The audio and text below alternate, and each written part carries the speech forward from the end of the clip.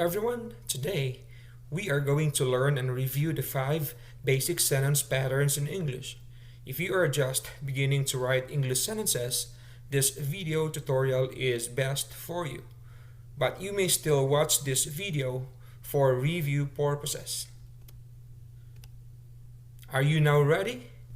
Let's begin with pattern number 1. Our first pattern has only 2 parts, and these are S, IV. S in this pattern stands for subject, while IV stands for intransitive verb. Before we have sentences using this pattern, let us define first what is a subject and what is an intransitive verb. When we say subject is someone or something that is being talked to in the sentence. And please take note that in all the patterns that we are going to review today, there is always a subject, or subject is always there, okay? While intransitive verb, it is a verb that doesn't need a direct object or an object to receive its action. It means that by itself, it already expresses a complete thought or idea.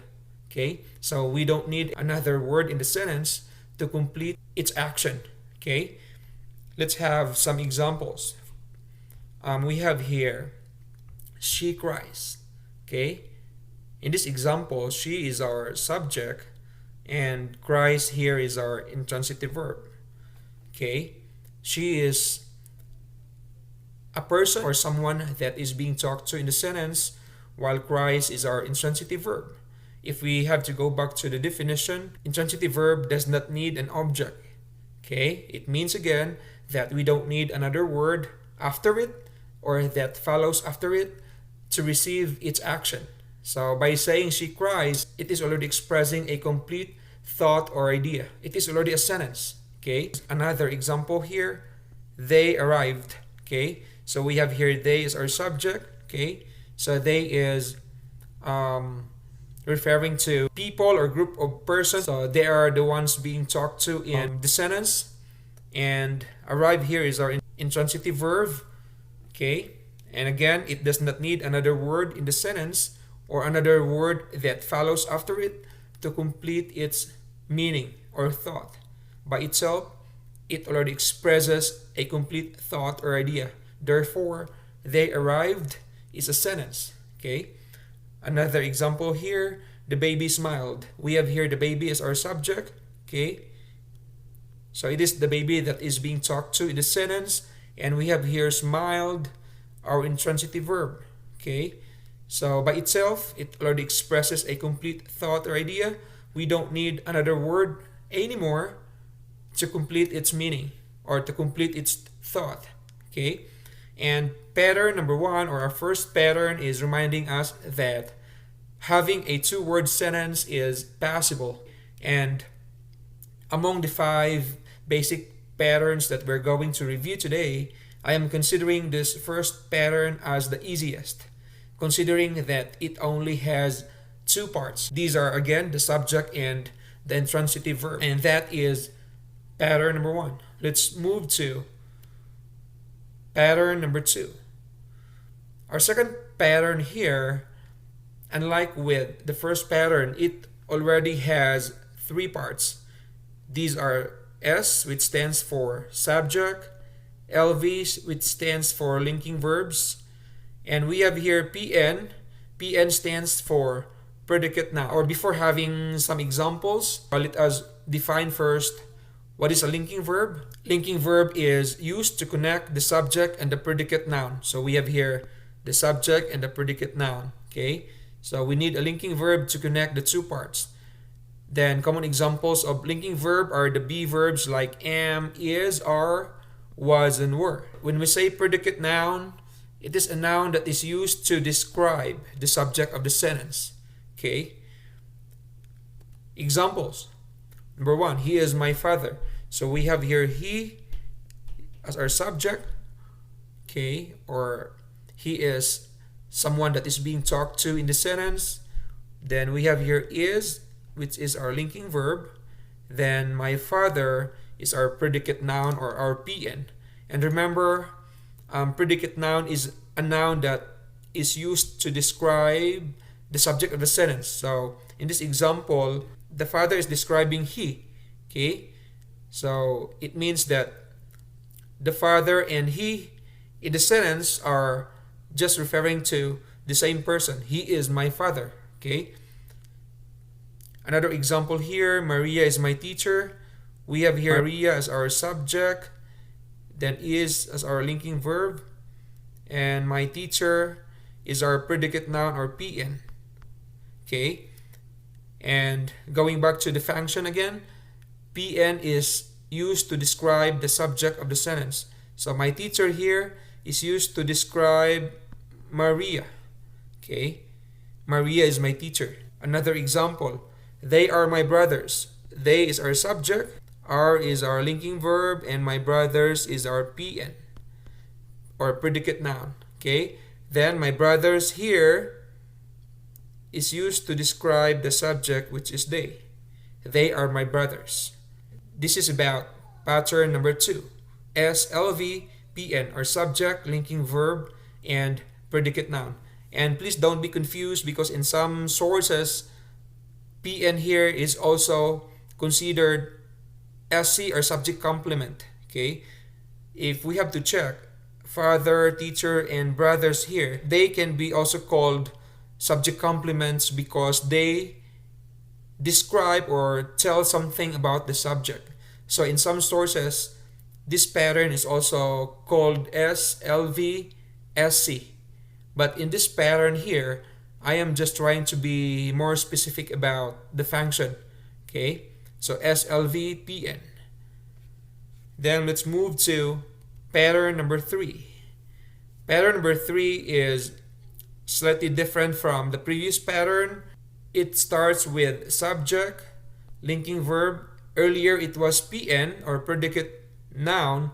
This time around we have PA. PA stands for predicate adjective. Okay? When we say predicate adjective, it is an adjective used to describe the subject of the sentence. Earlier for PN, it was a noun that is used to describe the subject. This time around, it is an adjective used to describe our subject. Okay, that is the slight difference between the two patterns. Let's have some examples. Number 1. My brother is responsible. So we have here my brother as our subject. We have here is as our linking verb. Then we have here responsible, which is our PA or predicate adjective. And the function of PA here is used to describe our subject, which is brother. Okay? Responsible here is describing the subject brother. Number 2, her teacher is dedicated. Her teacher here is our subject, is here is our linking verb, and dedicated here is our PA or predicate adjective. And again, the function of PA in the sentence is describing our subject, which is her teacher. Okay? Then last example, my students are smart. So we have here my students as our subject, are is our linking verb, and smart here is our PA or predicate adjective. And again, our predicate adjective, which is smart, is used to describe our subject, students. Okay?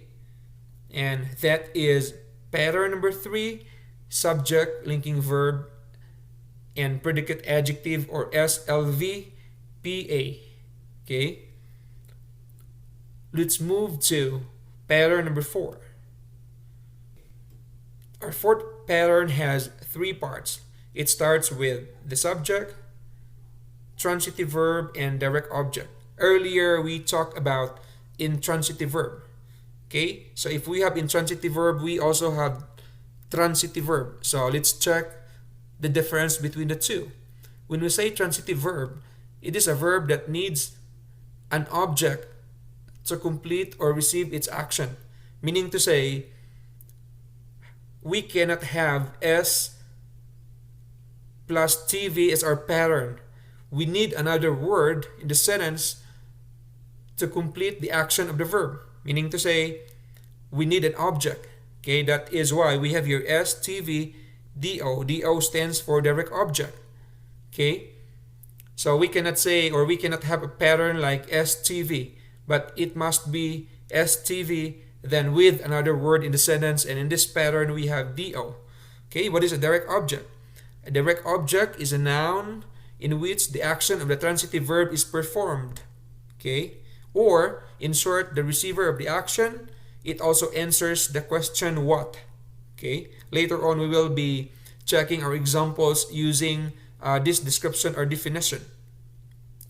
Let's have some examples. Number 1, she wrote a letter. So we have here she as our subject, then wrote is our transitive verb, then a letter here is our direct object. If we only will say she wrote, that statement cannot yet be considered a sentence, because when we say she wrote, it seems like there is something missing in the sentence. Maybe you may ask, what did she write? Okay, so there's something missing. That's why we need an object to complete the action of the verb. So in this example, we have here, she wrote a letter. So it says earlier, it answers the question what. So if I will ask, what did she write? Then the answer is, she wrote a letter. Okay, so this is our direct object that answers the question what. Another example, I compose a poem. So we have here I as our subject, compose as our transitive verb, and the poem is our direct object. Okay, if we will only say I compose without a poem, again there is something, or it seems like there's something lacking in our statement or in our sentence. So we need some more, or we need another word to complete the action of the verb. So when I asked, what do I compose? And then the answer is, I compose a poem. Okay, remember, a direct object answers the question what. So what do I compose? I compose a poem. Okay, another example, my brother paints our house. Now we have here my brothers our subject, paints our transitive verb, then our house here is our direct object. Okay, so when we say my brother paints, then no, our house. Again, it seems like there is something lacking or missing in our statement. Then we need another word, and in this case we have an object or a direct object to complete the action of the verb. So we will say my brother paints our house. Or when we will ask a question or a what question, I will say, what does my brother paint? Then the answer is, my brother paints our house. Okay, so it answers the question what, and that is a direct object. Okay, and pattern number 4 is STVDO, or subject, transitive verb, and direct object. Okay,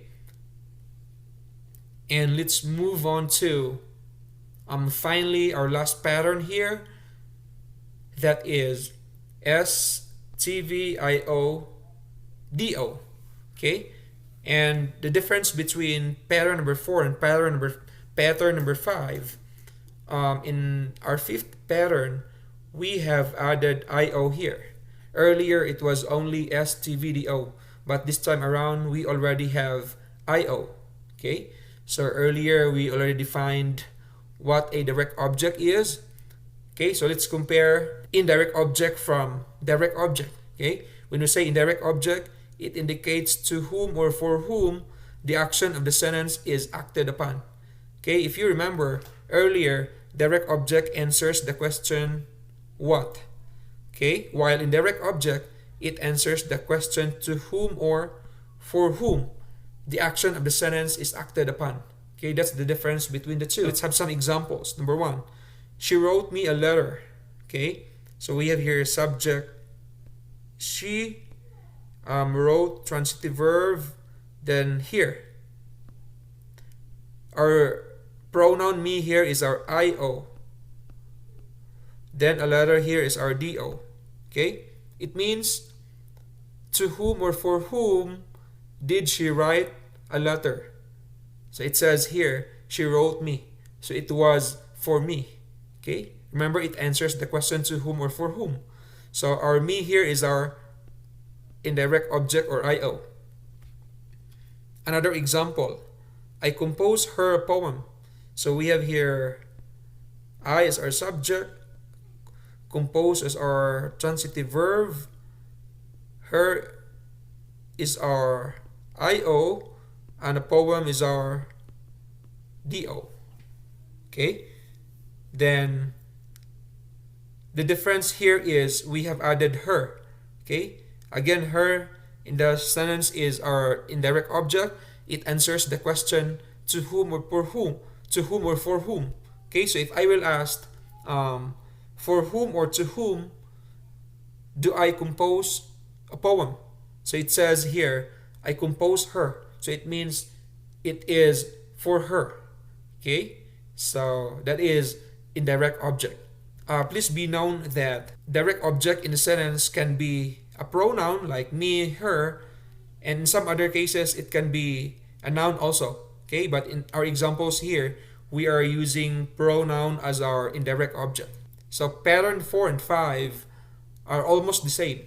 It's just that in pattern 5, we added IO or indirect object. Okay? So that is our last pattern here. Quick check of understanding instructions. Label the following sentences with the correct patterns. Number 1, my seatmate is my cousin. So we have here my seatmate as our subject, is our linking verb. Then my cousin is, since my cousin is a noun, then that is PN or predicate noun. Number 2, she slept. So she here is our subject, and slept here, if you notice no other word after that, that is our intransitive verb, SIV. Third, my mother baked me a cake.